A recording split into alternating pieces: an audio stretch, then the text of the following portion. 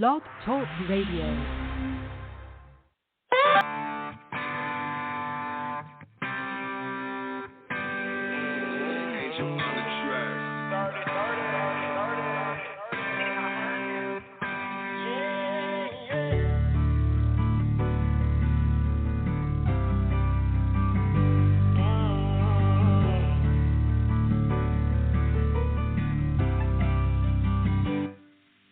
When I'm running in the night and I can't see the light and I don't know where to go, I just get my feet a guide and he shows me where to walk to get out of these crossroads. And when the devil talks back and tries to attack, I just grab him by his head and I change on my sword. That's the word of the Lord, and I see those letters in red, those letters in red. Daddy taught me to never back down. Mama taught me to say my prayers. I grew up on a stand firm faith. That's why I know my God's always there. I never talk back, I just walk forward. I'm not a perfect man, that's why I praise the Lord, because it was. Okay, what's up, y'all? This is Jared here with the Safety to Success Safety and Racing Podcast. As always, I put God first, then safety, then racing, and this is presented by Race Safer Fuel Arrestor. And I want to thank Chris Creighton, Race Chat Live, and then I also want to thank Jason McMillan at the 110 Nation Sports for doing the show. So thank you to Jason McMillan for the show, and thank you, Chris, for helping me with it and get me on the show. So this is awesome. I got two great guests for you. I got driver Patrick Daniel coming on, and then I got my friend Derek Long, Kane, a.k.a. Kane, Kane's Warrior Kids, coming on the show at 7:30, so it's going to be pretty good. So y'all stay tuned for that. And we're on the subject of safety, of course, especially fuel safety with the Race Safer Fuel Arrestor. So as always, remember, it's made in the USA, NASA-grade material. No cheap Chinese-made garbage. You don't want to buy nothing Chinese-made for your race car, in my opinion, because, for one, it's just cheap quality. If you buy made in America, it's better quality, especially for racing. Support American jobs. Buy a fuel arrestor from us. It's going to be it's an awesome device. I'd love to sell you one. Let me know if you want to buy one. So there's so many fuel fires that happen in racing, but nobody, I don't know, a lot of people just don't seem to take it serious. There's some that do, but you have to take fuel fires serious, because if you get burned in a race car, it's pretty scary. I've had people tell me that that's one of their fears, is getting burned up in a race car. And, fuel is what I call the invisible assassin or invisible killer, or whatever you want to call it, invisible monster, because, for one, you can't really see it. It's clear, got a strong smell, and it burns, especially if it's like methanol, race fuel, or any fuel, really. It's just bad. And so if you go on YouTube, type in DeSoto Speedway Pure Stock Wreck, and I share this video, I show it to everybody at the racetrack. It's pretty scary. It's an asphalt pure stock race in 2015 at DeSoto Speedway, which is an asphalt track, of course. And somebody got a video of two drivers going neck and neck, three drivers actually, going neck and neck around the turn. Two were fighting for position. And then all of a sudden, both cars collide going the turn, and they get together. And then you see a third car come in the picture. Bam! Pile drive one of the drivers right in the rear of the fuel cell. Of course, he hit it so hard the fuel cell exploded, and all three cars caught fire. And it takes time to get unbuckled. It takes time to get out of the race car. And all three drivers caught fire, and the cars caught fire. Two drivers were able to get out. You see them in the video. Two drivers were able to get out, and it took them a minute to get out. Well, then the third guy's still pinned in his car, and you can see it clear as day in the video. The third guy's pinned in his car, and you see him get out. When he gets out, he's on fire, and the guy's you see him run around the safety truck. Safety truck pulls up, and the driver runs around the safety truck on fire, and he finally starts rolling on the ground, and they get the fire extinguisher and put the fire out. And the guy got several degree burns, and I wish I knew the rest of the story, but that's all I got from the YouTube video. But look it up. It's the Soto Speedway Pure Stock Wreck 2015, and you'll see the fuel cell explode. And with the Race Safer Fuel Arrestor, what it does, it fits around the fuel cell of your race car, and it will help prevent fuel from spilling and driver and car from catching fire. Now, it's like anything in racing. It'll still take damage. It's not 100% foolproof, but it's still a good quality item. And it won't soak up all your race fuel, but it will soak up a good bit of race fuel. And it gives you time to get out of the car, get unbuckled, time to get out, to keep you from catching fire. Because, man, these fuel fires are scary. I've got dozens and dozens of stories on our Facebook from asphalt racing, dirt track racing, drag racing, fuel fires. Each one. It doesn't matter what you race. In my opinion, you need a fuel arrestor. And don't just say, oh, that's all you make is fuel arrestor. It won't put out that fire. It won't put out that fire. No, the fuel arrestor is our main item. But we also make one for your battery. I've seen a battery explode. I watched Mr. Kevin Saucier, like I talked about a few weeks. I saw his battery explode in his pure stock, or his factory stock car at Eastside Speedway. Batteries will explode, so we make one for your battery. If you don't have one of those gel 6-proof batteries, then make one for your battery, keep your battery from exploding. We make fuel line wrap, the sleeve that goes around your fuel line, and we can make it as long as you want it. We can go all the way to the front of the race car with it. We also make one for your fuel pump, too, for your race car, a fuel arrestor for your fuel pump. So there's no excuse why you can't be protected from a fuel fire. And the cool thing about the Race Safer Fuel Arrestor is you can wash if you're a dirt track driver, like I go dirt track race every weekend, and when you go to dirt track, you can clean the fuel arrestor, and it will not soak up water, just race fuel, petroleum products. It will not soak up water, which is great because the asphalt super late model fuel arrestor I've been showing off at the racetrack, I get it dirty, get it dusty, showing it off to people. So what I do, I take it and wash it with bug cleaner and a bug sponge, and cleans the dust off, makes it look shiny again, but does not affect. It doesn't soak up water. And I think it's a great safety device. I think more people should take fuel safety serious. I think more people should take the fuel arrestor serious. But if you'd like one, hit me up. Also, check out our website, RaceSaferFuelArrestorLLC.com, and we have a Facebook too. And you can also give me a call. My cell number is listed on the website, and it's also listed on our Facebook. So if you'd like to get one ordered, and you take fuel fires very serious in your racing, because I'm the safety Nazi. I don't care what people think. I'm going to push safety, and I'm sure there's going to be people argue with me. Who cares? I don't see how anybody can argue safety from wearing gloves to whatever. And so don't argue safety. Don't be stupid, and don't get hurt in a race car. Like, the ones who don't take safety serious, they get hurt a lot in racing. So you got to take safety serious. Small things, big things. And like the fuel arrestor, it doesn't matter what size fuel cell, make one for go-kart, junior slingshot, drag car, 3.5-gallon cell on a drag car.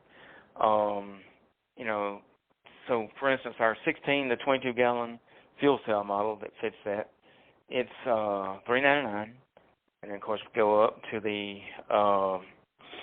dirt late model, $4.99. With 32-gallon fuel cell, and then of course we got the asphalt super late model at $5.99, and then of course we make one for any size race car, any size fuel cell, so hit us up. And so let's get to our first guest. Got some awesome guests coming on. We got driver Patrick Daniel, somebody I think highly of. I like Patrick Daniel. And Derek Kane Long of Kane's Warrior Kids. So let's get Patrick on the show here. I believe he's already called in, so let's give a little cheer. All right, how you doing, Patrick? Man, I'm good. How are you? Man, I'm doing dang near skippy. If I was any better, shoot, I don't know. It's good to hear, man. Yeah, you know you're doing pretty good when you're dang near skippy. That's right. So tell everybody about you and your racing career and what you currently race. Man, I started when I was 15.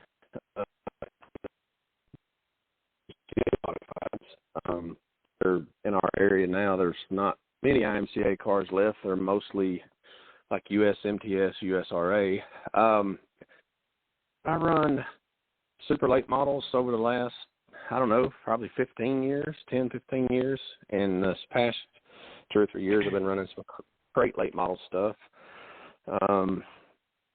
One modified and late model features all over. This past year, I started driving one of those big block modifieds. Those Northeast modifieds are big in Louisiana. And where we live in Texas, Louisiana's not really far. We live pretty close to the state line there. So we've been driving a car for Jody Main and Doug Lloyd and his family. A little bit this year. I don't know. I think we run 6 or 8 times in that deal. Anyway, mainly just a late model guy and been doing some crate racing here lately. Been to that Dome race up there a couple times and made the show every time and sat on the pole one year. It's not the biggest race we've probably been to, I guess. Wow, that's awesome. So what is your favorite car you've ever driven? Favorite class or car, period?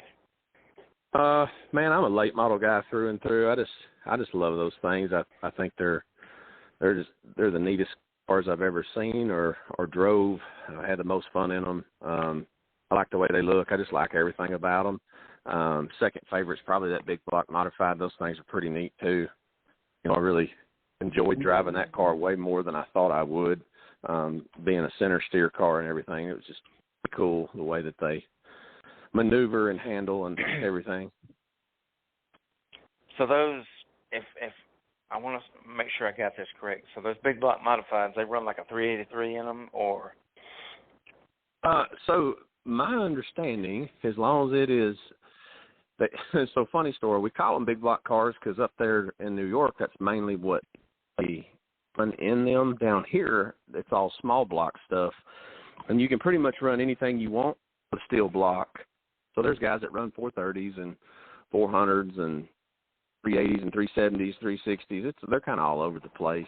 They have one little combination that we actually run in our car, and it's a little less crate motor of some kind. So it's actually all aluminum, but it's, you know, limited on horsepower and cylinder head work and all the things. So it doesn't make near the power that some of those guys make, but it is all aluminum motor. So I guess trade-off is the weight there. Yeah, and you know, something I've learned about dirt track racing, because I've been going to dirt track races since 2015, and I've learned that just because you got the biggest and baddest motor out there, don't mean you're going to win the race, because you got to get that engine to plant. And sometimes them smaller engines, like what you got, lightweight car, is better than the big engine. That's right, man, and the conditions just right. You know, they're hard to outrun. It's a cool thing about dirt racing that has always attracted me or had my interest is that, you know, it's the biggest equalizer more than anything. Yes, money and good equipment is still important, but in the grand scheme of things, the dirt surface changing all throughout the night, and you take a good driver and those types of things, and you can still have a legitimate shot at winning the race and being competitive, even though you don't have the most expensive equipment there. There you go. I like the way you think. So how many wins do you have in your career? Shoot, man, I don't really know. I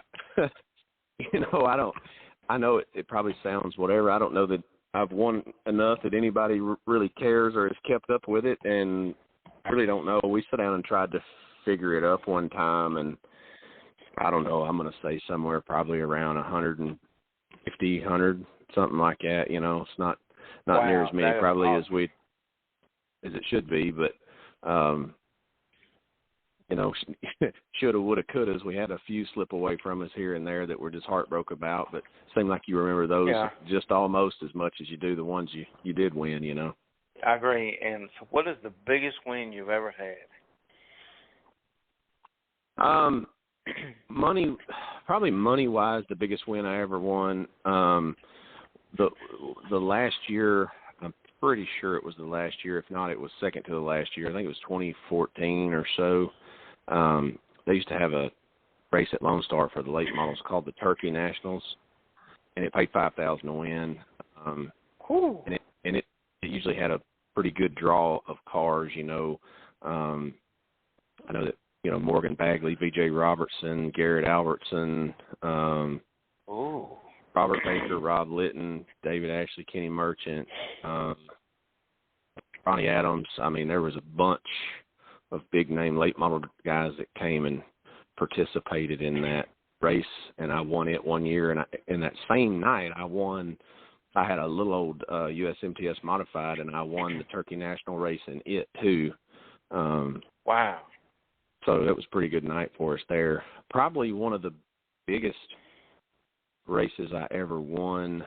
I won an A qualifier in the modified Friday night at Texas Motor Speedway, and I think they had like maybe 170 cars or something there, something like that. Wow. Yeah, and Stormy Scott, Steve Whitaker, it was Rodney Sanders. There was a bunch of them USMTS guys that were there that were racing that night. Chris Hennigan. Anyway, a bunch of really good modified drivers up there, and I won that Friday night qualifier, so that was kind of fun.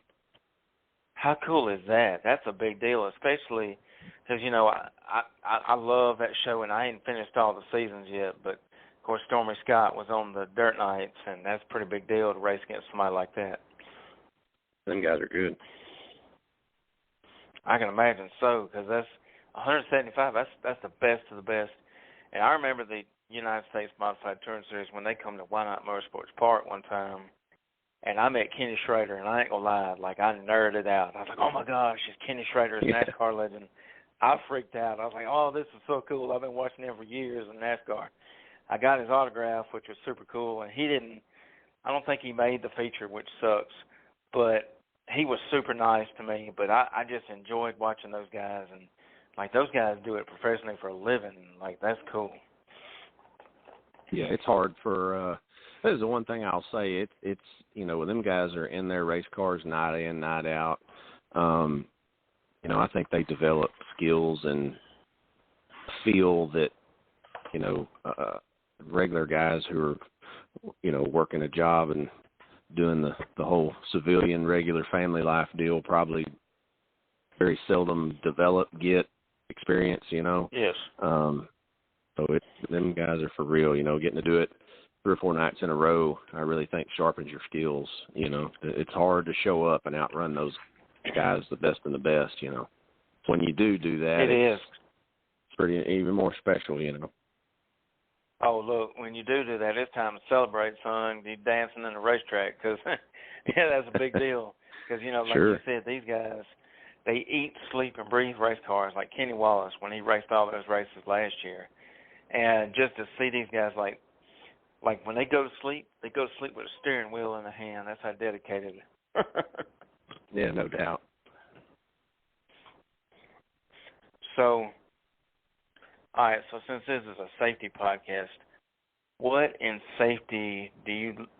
all in safety in general do you like to do?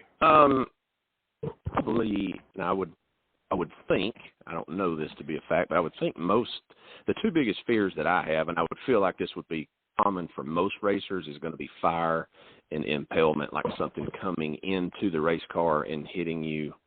in the chest, the head, whatever, a flying object of some kind, because theoretically you're strapped in there. You cannot dodge or move anything like your body. So those are my two biggest things that I worry about. So, onboard fire extinguishers and fire systems, and, having the best fire underwear and suits and shoes and gloves and, those types of things. Those are what I like to invest and make sure that I have, very up-to-date, current, and all the nicest stuff. And I personally, I wear a lot of the Velocita stuff, and they have several different lines, like, most everybody. We typically get their pro suits or their elite suits, which are, really nice and have some good qualifications and meet all the specs and standards that they need to for the industry. That's great. And Velocita is made in USA, which is a good brand. They're not Chinese made. And so have I told you about my fuel arrestor that I'm working with? So I know a little bit about it. I have not personally heard it from you, but I am aware of it and have went to the website and stuff and kind of checked it out. So I am aware of, that's cool, of how it covers the sail and absorbs the fuel. And, I'm not super educated on it. I kind of glanced through the high spots there and checked it out. But, fantastic idea for sure. So what it is, basically, so my buddy Robbie Johns, I got to give him a shout-out. He invented it, and he's been in racing since the 70s. His dad drove a sprint car in the 70s, and then when Robbie got old enough, he started racing himself in the 80s. He's raced everything from asphalt super late models to sprint cars to street stocks. And he lives in Baker, Florida, which is a few miles down the road from Northwest Florida Speedway. And he's worked with some NASCAR teams before, and I believe one of them was James Finch. I may have that wrong. Anyways, he developed this many years ago working with these asphalt teams because he used to race in North Carolina. And he wanted, because Jimmy Spencer, it was not Jimmy Spencer, what was his name? Steve Grisham, and I believe it was 95, I forgot the year it was, but Steve Grisham was racing, and Robbie sent me a video, and he remembers when Steve Grisham wrecked in the Cup Series, and his fuel cell exploded and basically just went across the racetrack, flew out the car, went across the racetrack, caught fire, and just blew up on the racetrack, and it was a whole big deal. And then so he come up with this idea. He was tired of seeing drivers get burnt. And so basically it's like a vest or a diaper that fits around your fuel cell. It's lightweight. It's got pig mat on the inside that soaks up race fuel, petroleum products, and the outside is NASA-grade material. And so he wanted something that was lightweight like that, and it's Velcro on the top. You put it around your fuel cell, and it protects that fuel cell because the fuel cell gets damaged, ruptured in any way that it'll soak up your race fuel. Now, it won't soak up all of it, I give you that. And it's not 100% foolproof like in anything in racing, but it'll soak up a good bit of it. And then eventually got it to where I said, well, I'll make one for the fuel pump and then make one for the battery because batteries are known to explode. And then also have the fuel sleeve wrap that goes around the fuel line and goes all the way to the front. And I think it's something that's well needed in racing nowadays because fuel fires are very scary, like you said, because you don't want to have it come in the car. And one instance, a story I'll tell you, it was a guy, it's on our flyer, I made our flyer, and it's a guy named Ricky Craig who drives an asphalt car. And he drives the Anderson Speedway in Anderson, Indiana. And about 2 years ago, it was pretty current, he was racing in one of the smaller classes, I think, and his car had debris come up and rupture his fuel cell.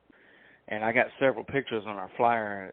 Fuel cell exploded, and the whole car engulfed in flames, and he got third-degree burns and got sent to the hospital. And I found him on Facebook and reached out to him about that, and he thought it was a pretty cool deal. And fuel fires are very scary, and people need to take that stuff serious. Well, I certainly agree. But there's, I feel like that's probably I'm a big stats guy, and I have not researched it and looked, but I would say that or head trauma has to be the number one cause of death in all of auto sports. Be either or, I would have presumed. Yes, I would agree. And like for instance, like head trauma and stuff. I'm a NASCAR fan. I've been watching NASCAR since Moby Dick was a sardine, and I remember when Dale Earnhardt died, and I cried like I was a Dale Earnhardt fan. I was like, man. I remember watching it. I recorded it, and because of his death is the reason why we have the Hans device mandatory in NASCAR, which needed to happen. I just hate it happened, the way it did, but in a way it was supposed to happen like that for everybody to see this Hans device to keep your neck from snapping, Yeah, I totally agree, and I think that around that same time they started to develop some of those safer barrier foam walls and things. Yes. In conjunction with that, so there's. And it's a dangerous sport. It is, and those safer barriers helped out a lot in NASCAR because I watch it religiously, and you can see when they hit the wall, just the impact absorbs that car hitting the wall so hard, Yeah.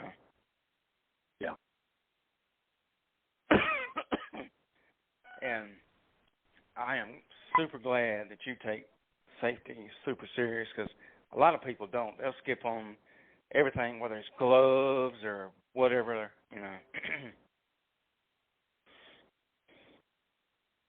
Well, yeah, it's racing's dangerous enough as it is, and we all want to live life and be a little bit crazy and do stuff that's probably not the most sane thing to do, but there's a difference between being brave and being reckless, Right.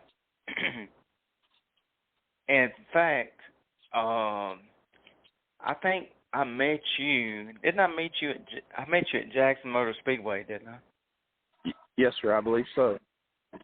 I believe so. Yeah, that's right. The All-American 60. Yep. I won the modified feature over there that night, and I got my butt kicked in that late model, if I remember correctly, but I was there in both cars. Yeah, that was a super fun night, and I won't never forget that night because I met you that night. Yeah, that's right. It was All-American 60 that Saturday night, and I believe I was filming the features that night, and that was a lot of fun. And I tell y'all what, y'all that's listening, first of all, y'all be sure and share this. That way everybody knows we got Patrick Daniel on the show. And, yeah, Patrick is a really cool guy. I enjoyed meeting him, and he's somebody I think highly of, and I love following his racing on Facebook. Man, I appreciate that a lot. It means a lot. We try to engage with everybody.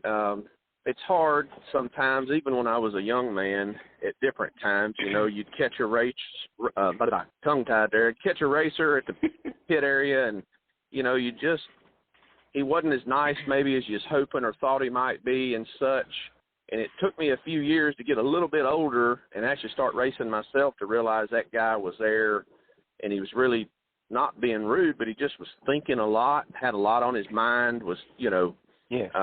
And just trying to stay honed in, not that he was purposely trying to be an asshole to anybody or anything like that, but he just had a lot on his mind, a lot on his plate, a lot to think about, changes, decisions, starting spots, equipment failures, all these things that go through your head. So I try my best to take care of everybody and visit with everybody, but definitely after the races is the most opportune time because the stress is off, the night's over with. You can it is what it is. You can let your hair down and, visit and, have a cold drink and all the fun stuff. I agree. And, I've met a lot of drivers because I go to racetrack every weekend, and I've met everybody. I've met famous drivers. I've met a lot of local drivers, and one thing they'll say about Tony Stewart is, now I ain't never met Tony Stewart, but some people say, oh, he's a so-and-so, but in all reality, it's like what you just said. Because I've had a lot of people tell me, man, Tony Stewart's a super nice guy, man. He's awesome. You just got to meet him before the races, before or after the races, because when he's in the middle, he's zoned in, and he just comes across, but he's really not. He's just focused. Yeah, I would agree with that. I you see these clips here and there, and Tony is, I respect Tony, and I look up to him. He's certainly one of my heroes. I'm a fan. I'm a fan of guys like him, A.J. Foyt, John Force. These guys are emotional, and they're passionate about what they do. Tony gets a lot of ridicule because, he's a hothead, he this, he that, he blah, blah, blah, or whatever they say. Kyle Busch is another one. But no, what these guys are is they're competitive, and they're just damn passionate about what they do. And they take it serious, and they're taking it personal. And whenever, something goes down, they take it personal because they're personally invested, heart and soul, in whatever it is they're doing. And I get that. I feel that way myself. I found myself in some similar situations that those guys are in. And, and at that particular moment in time, I'll tell people what I think and where they can go and where they can stick it if they don't like it, Yeah. So I get that, I tried to explain to somebody the other day on Facebook, I think the greatest race car driver in my lifetime that I will ever see, and I don't know how you could possibly beat it, but Kyle Larson is probably the greatest race car driver to ever live to this point. And I think guys like Tony Stewart and A.J. Foyt and, some of those guys, I think they would agree with what I'm saying. But I'm not a fan. I like him. I respect him. All the things, but I'm not a fan. And people go, how is that? Why is that? Well, for me, he just don't stand his ground enough. He's just kind of, he just kind of goes with the flow. And I know he's been crucified and, unjustly tormented and had his career stripped away. And, he exuberates everything a racer should be. And I like him a lot, and sure as hell respect him. At the end of the day, that's all anybody really wants is respect. That's the highest form of admiration. But I personally just ain't a fan of his. I don't like watching him out of the race car. And these other guys that that John Force, in my opinion, he kept and made drag racing what it has been.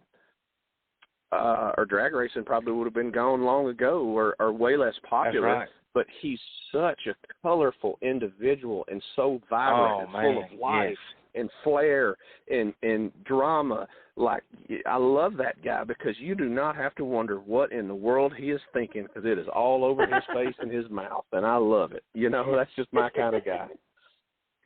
Oh, I've been watching John Force for years, and like you said, he's colorful. He's super funny, and I love his interviews. He'll grab the camera and he'll autograph the camera, or he'll start shaking it. Yeah, man. I'm a fan of John Force for sure. I love drag racing. I love any kind of racing.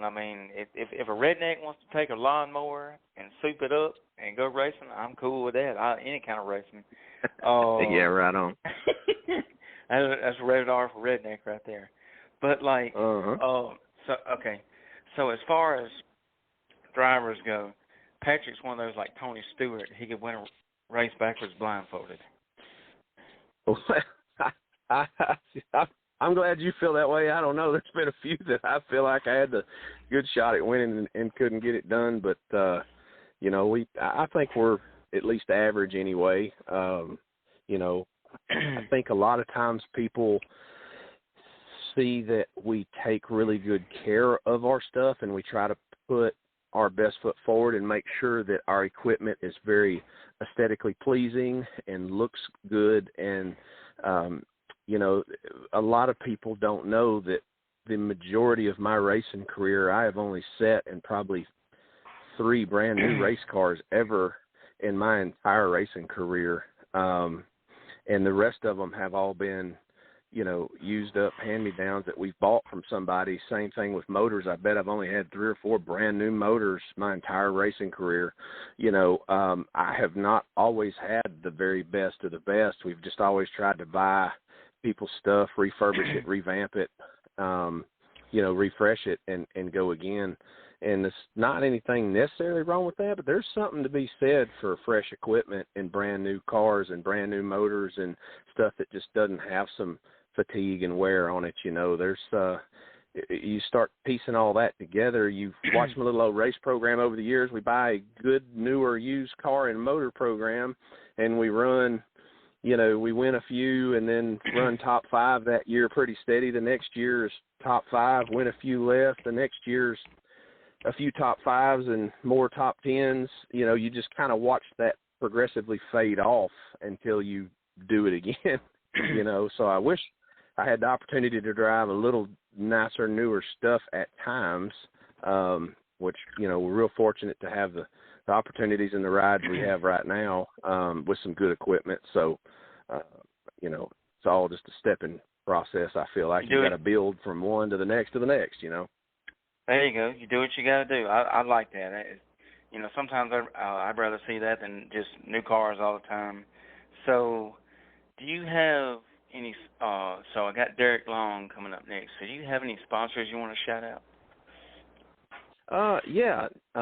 One of my car owners, Jamie Greer, owns Jambo Barbecue Pits. Man, he's been on Pit Masters, and if you ain't seen or checked out his barbecue pits, they're world famous, man. There's nothing like them. They're a beautiful masterpiece. Wow. And he has managed to figure out how to, when you cook in his grills in any area, corner, or part of that, I mean, it's like within several degrees of that. So your meat cooks the same anywhere it is laid out in this grill.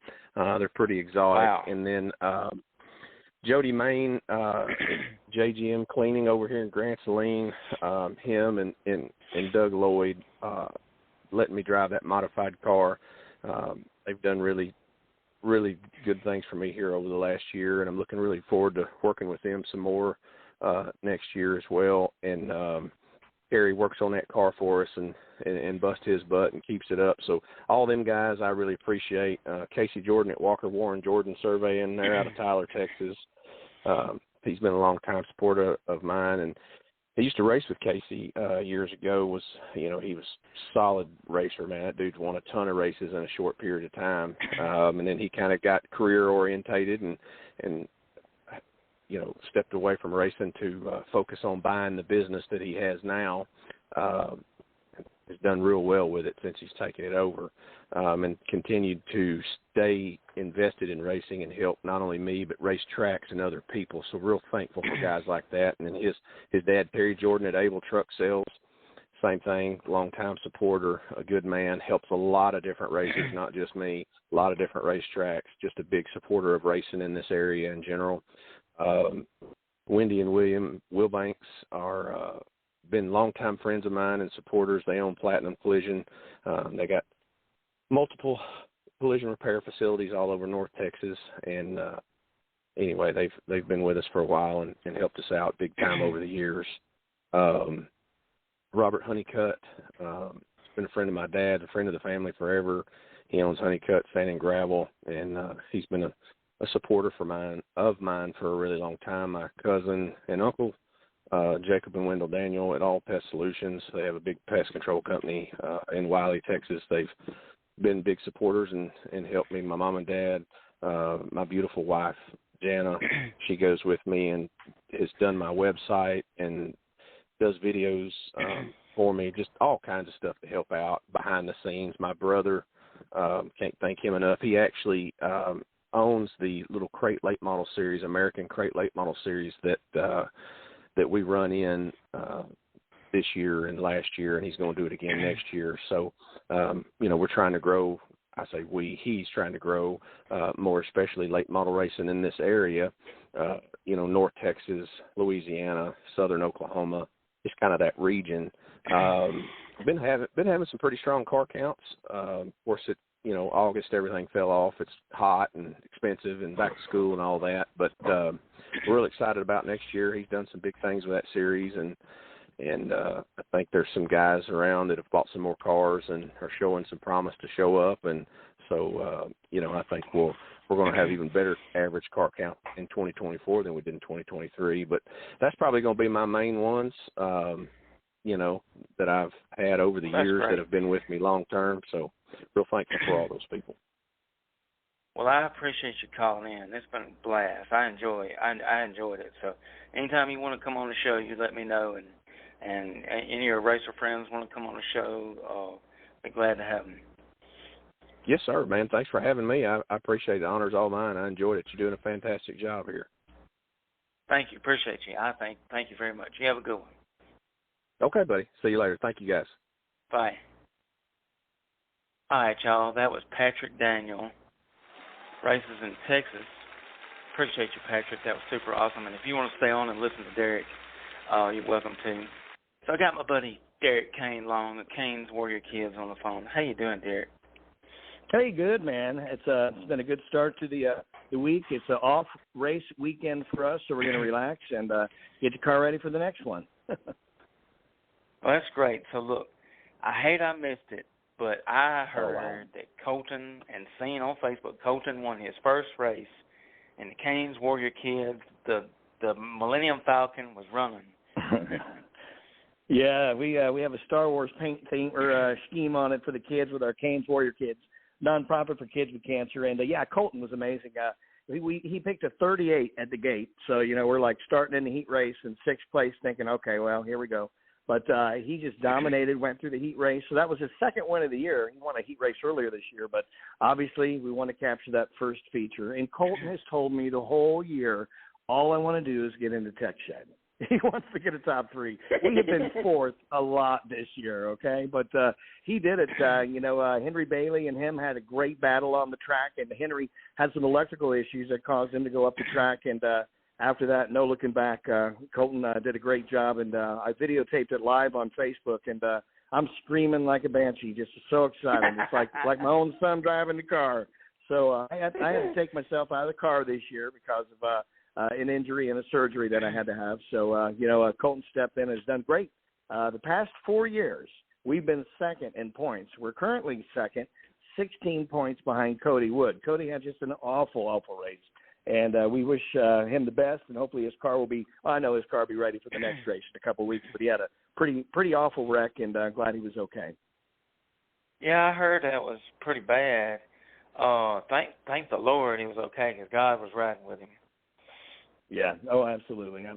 You always say that little prayer right before you crank the car. You get the little sticker a lot of those guys do, and we do too. Has that little racer's prayer in there, and it makes a difference. That's great. And I'm sure with you screaming, you was like Chewbacca giving your primal Chewbacca scream up there. Yeah. I was just so proud of him. He's been wanting to get his little son a trophy, and he did. So it's just a lot of things. It's awesome to be able to give somebody the chance to go out there and not just win a race, but win a championship. And it's awesome for us to get Colton in there and have that position. And he's taken the wheel and done just amazing things this year. So, like I said, we're really proud of him. I know the team partners are really excited to have him in the car this year, and it's been really great. Because, that he made history. That was his first win ever. And I've never seen him win, and I've been watching him for years. And I was so tickled to death to find out that he won the race, especially one in your car. He swept it. He swept the night, by golly. I mean, that's awesome. That's pretty cool. That's winning the race backwards blindfolded moments. Yeah, it really is. And the car's in great shape thanks to Morton Motorsports. Jamie's kept us on track all this year and has done all the work to get us where we need to be. I'm just the money guy now. I'm just the owner. I just pay for it all. And I'm sure next year you'll be back in it, won't you? We'll see. There's some things I still have to do to get 100%, but I'm doing them, and I'm working real hard to try to get into the car for next year for sure. Well, y'all be sure. So since we put God first in the show, I know Derek does too. Y'all be sure and say a prayer for Derek that right he now. gets better. It's funny you say that because I'm actually at church right now. I was behind the drums.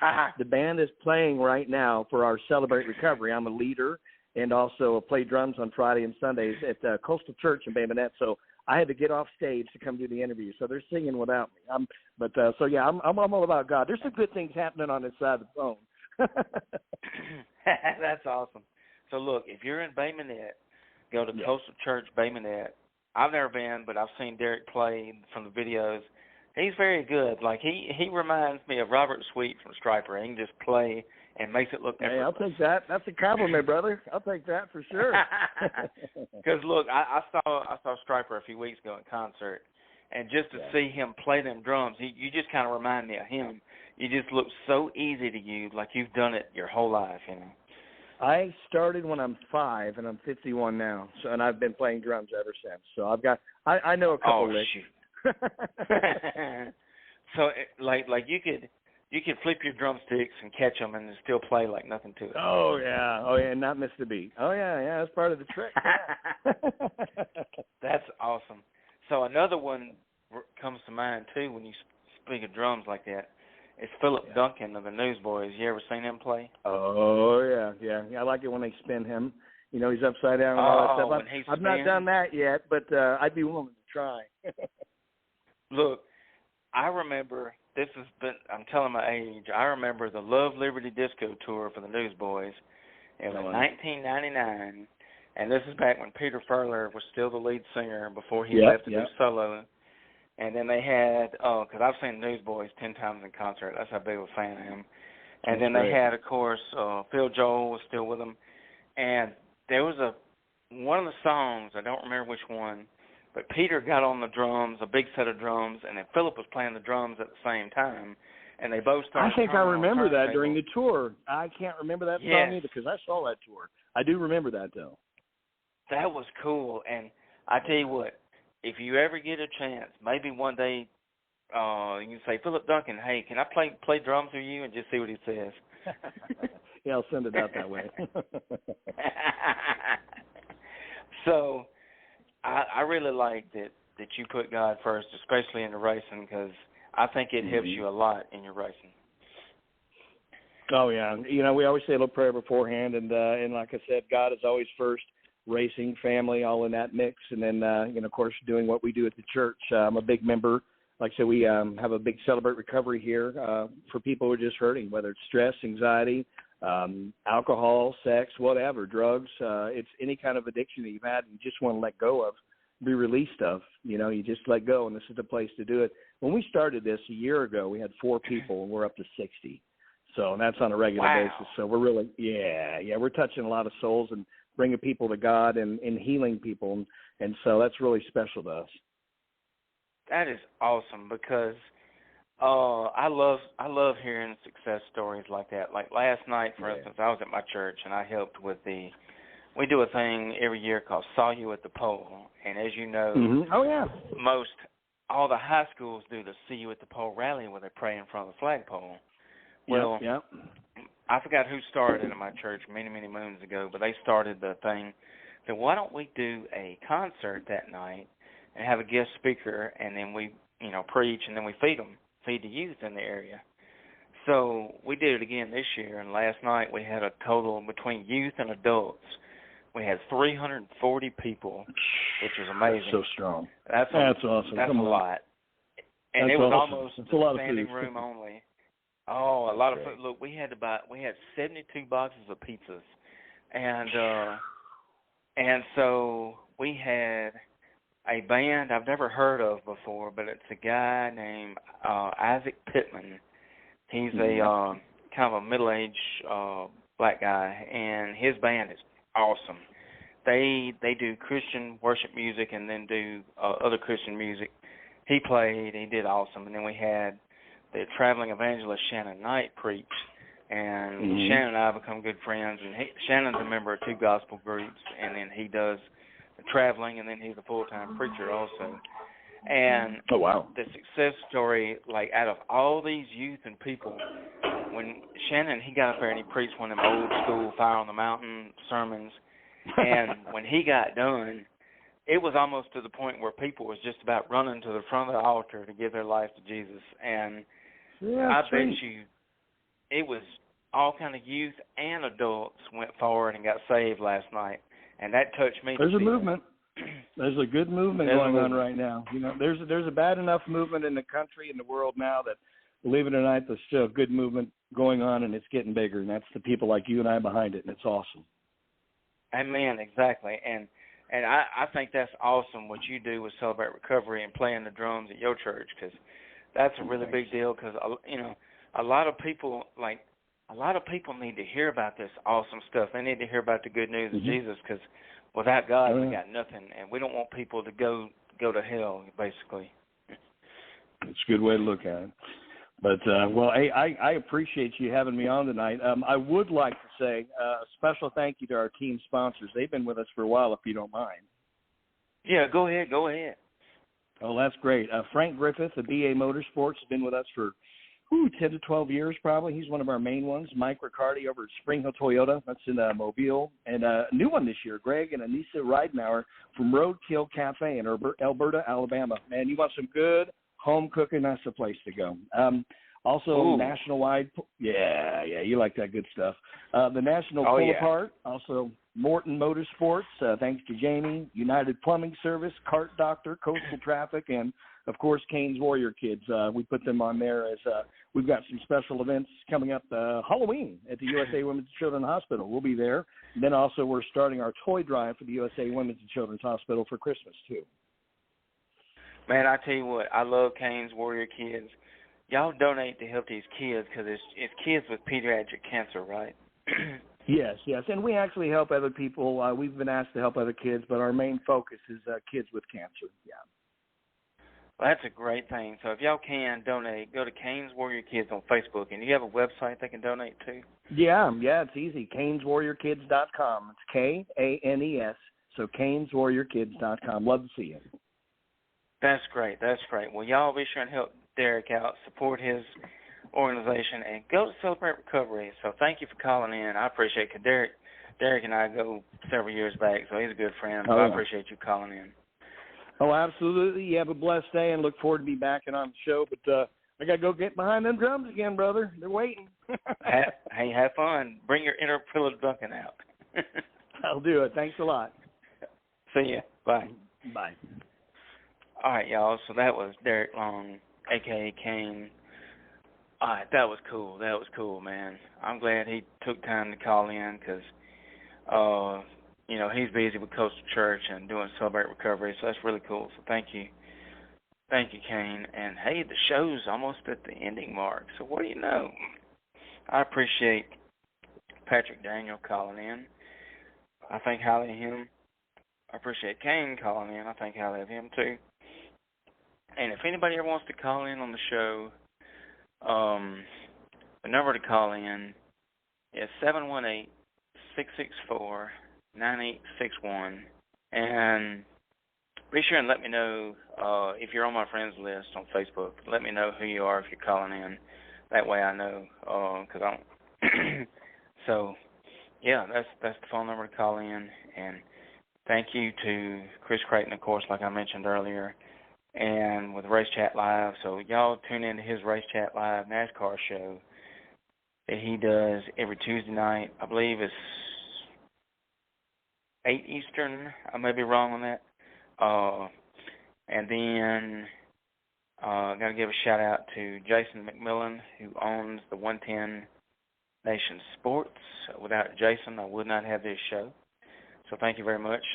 And I got to thank my awesome buddy, Artie Schick, at the Southern Dirt Track Report, because I still work with the Southern Dirt Track Report. So as y'all know, Artie took a second job, so he doesn't have time to do the Talking Dirt podcast anymore. So I said, well, you know what, I'm going to start my own podcast and do it about safety and racing, and plus promote local racetracks. And let's see. Oh, okay. There's also a direct connect button under the phone number. Well, thank you, Amber. So shout out to Amber. She's on the Southern Dirt Track Report with me and Artie. Amber covers Jackson Motor Speedway for us.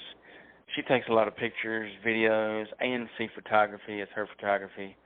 She's really awesome. And if you need any, and she's been having problems with the camera, but I hope you can get your camera fixed, Amber, or maybe you can get somebody to.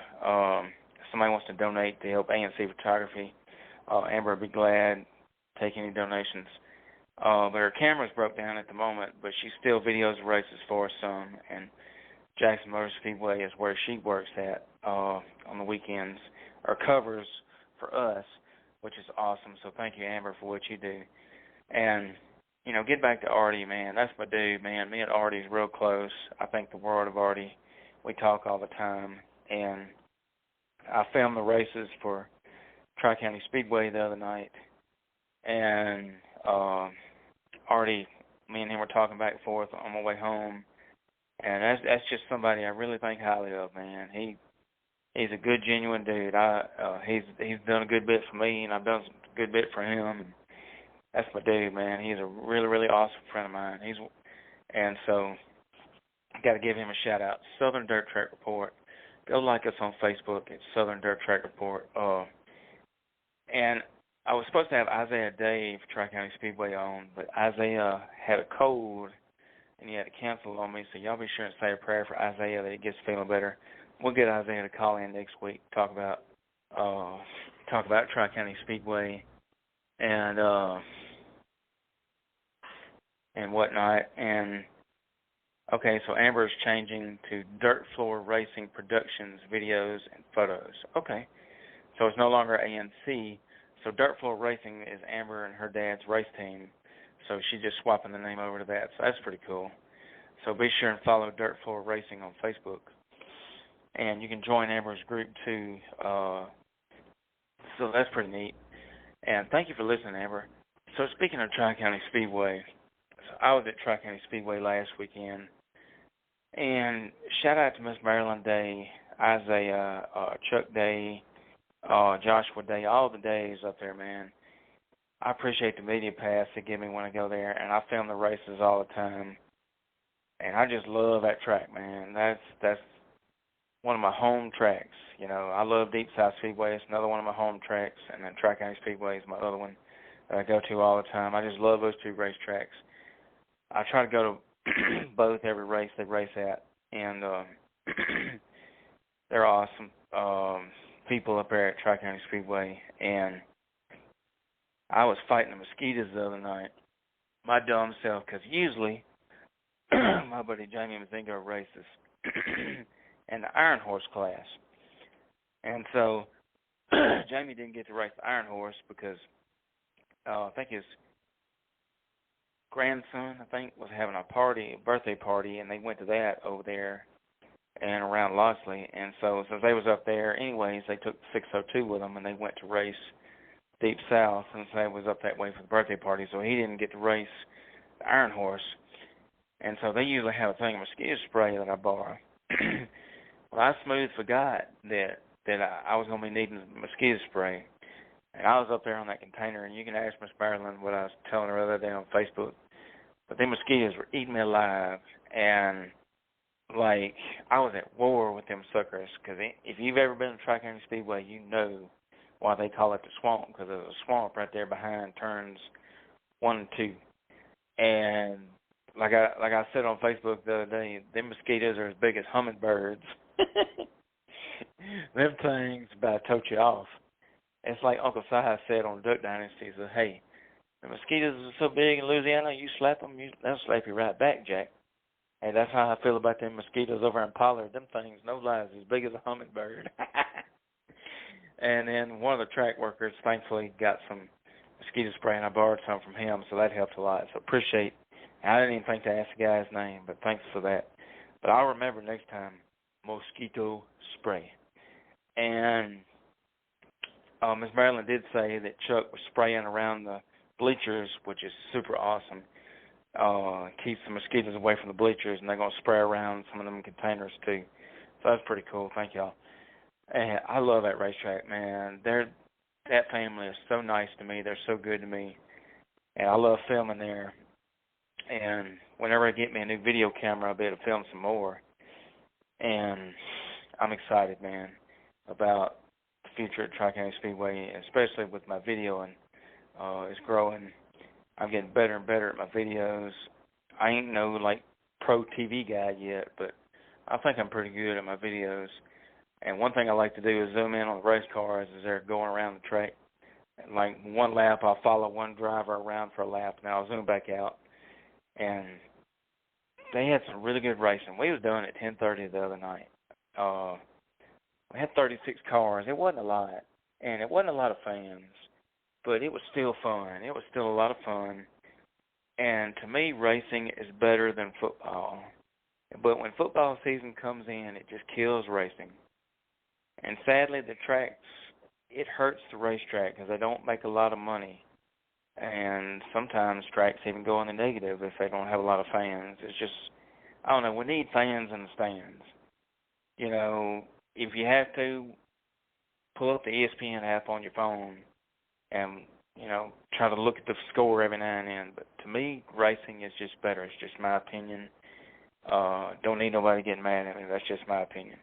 Racing is better. Seeing high horsepower cars slinging mud, it's just more exciting to me than grown men tackling each other. I don't know. I'm just not a big football fan. When I do watch football, it's Roll Tide, and I like high school football. I love my high school football, but that's about it. Racing, that's where it's at. Tri-County Speedway, shout out to them. They had some awesome racing last weekend. They had IMCA mods. Let's see, what all classes did they have? Of course, they had the Iron Horse late models, which is my favorite late model. Cheapest late model you can get into. D.G. Hawkins won the late model race. Let's see, modifieds was Larry Falk. And Larry Falk won the pure stock race. And what other class did they have?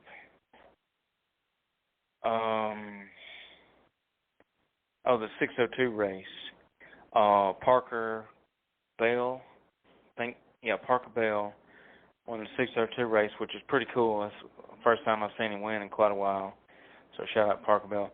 But that pure stock race, man, it wasn't but 3 cars. And it's sad that it was only 3 cars. There should have been more. But it was the best pure stock race you will see, man. Like, I got to give a shout out to Ethan Pickering and his dad, and give a shout out to the 52 of Wesley Holmes and Fred Flintstone himself, of Larry Falk, of Yabba Dabba Doo from the town of Bedrock. Those 3 drivers, man, they put on the best show, man.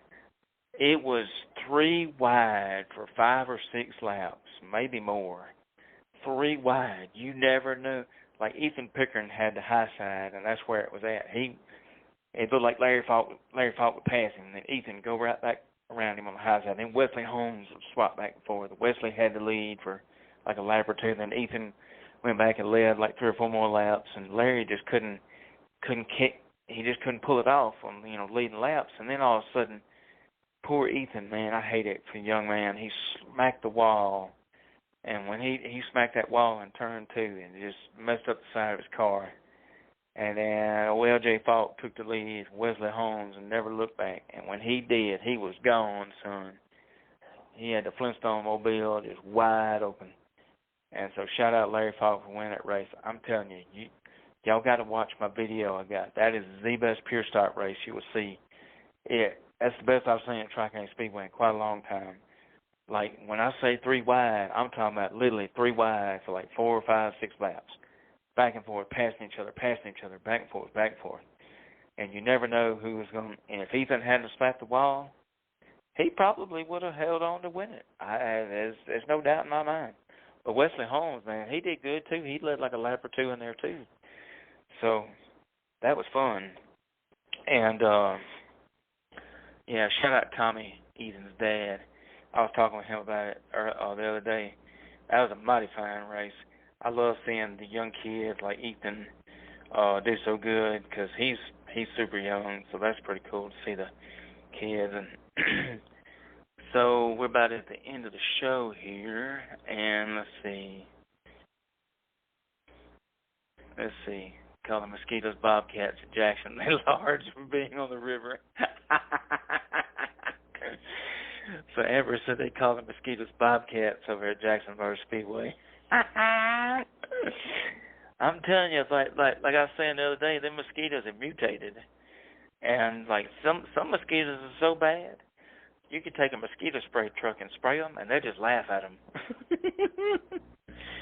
Look, I hate mosquitoes. I hate them. I hate them. I hate them. I hate them.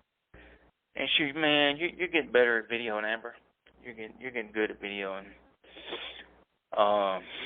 So let's see here. All right, let me go to our website here. I gotta send, which reminds me, I gotta send Patrick Daniel the video we got of the demonstration of fuel arrestor. So since we at the end of the show, I'd like to get an all-female show, and maybe we can get Amber to call in next show. If you're interested in calling in, Amber, but I want to get an all-female show. Of course, I'm looking to get Kelly Gassner on. Been talking with her. And there are several others that I've reached out to, females that I've reached out to on Facebook, but they hadn't seen my Facebook message. And some people just don't read Messenger, or they just bad about checking Messenger. But I'd love to get an all-female show, next show maybe. Or maybe the one after that. It don't matter. But I do want to get one. So if you're interested in calling in, Amber, that'd be cool. So we're at the end of the show here. I want to read these Bible verses. So this is the verse Miss Tina picked out. So thank you for Miss Tina Johns for helping me with the website.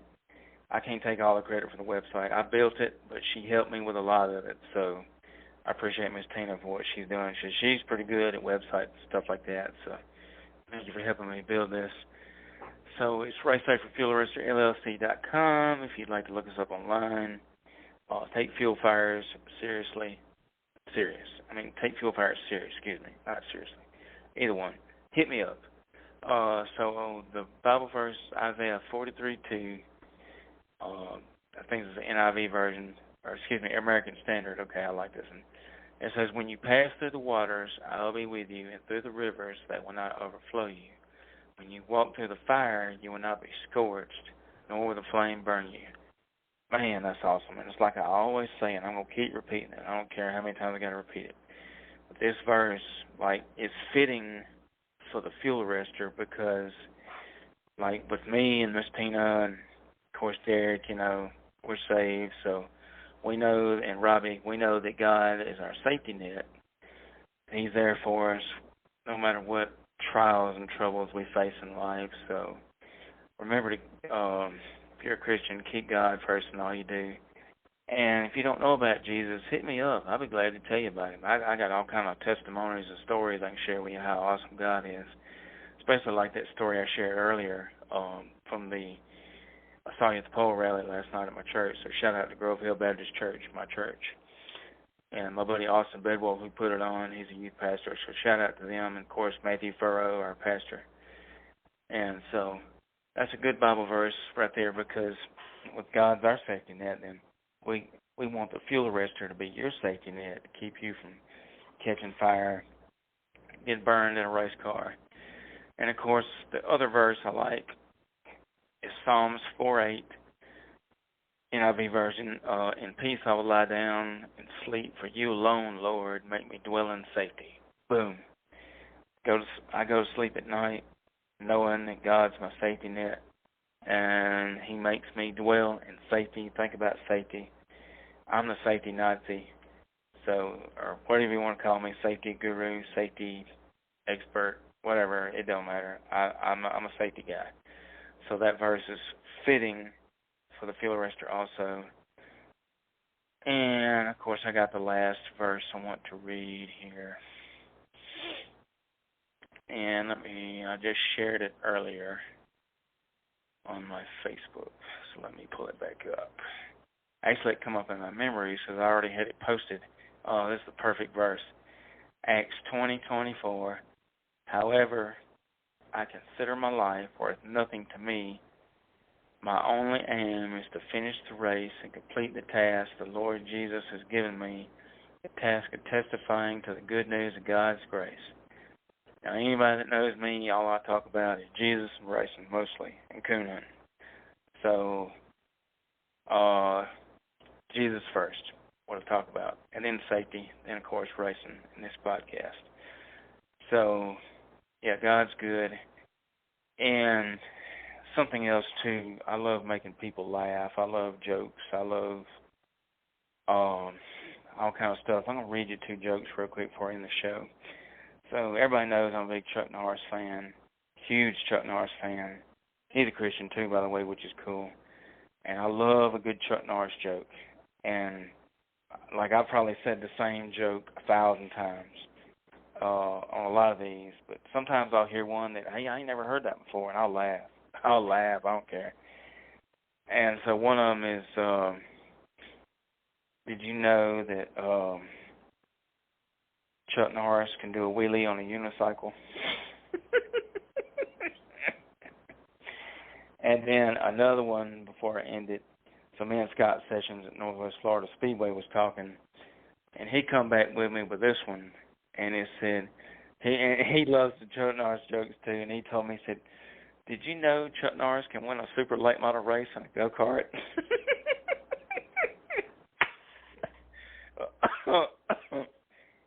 Daggone, that's funny. I don't care who you are. If you don't think that's funny, you need to leave. So anyways, y'all have a good one. We're going to end the show. Thanks for listening, and God loves you, Jesus saves. We're going to end it with a song by Levi Mann. Thank you, Levi Mann, for this awesome song, and it's called Letters in Red. I'm going to play the whole song to end it. Look up Levi Mann on YouTube, Facebook. Download this song from Amazon Music. Buy some CDs from Levi Mann. He's a country rapper, but he's a Christian artist. So it's like Christian country rap. So check this song out. Great message. Watch the music video on YouTube. We'll see y'all later.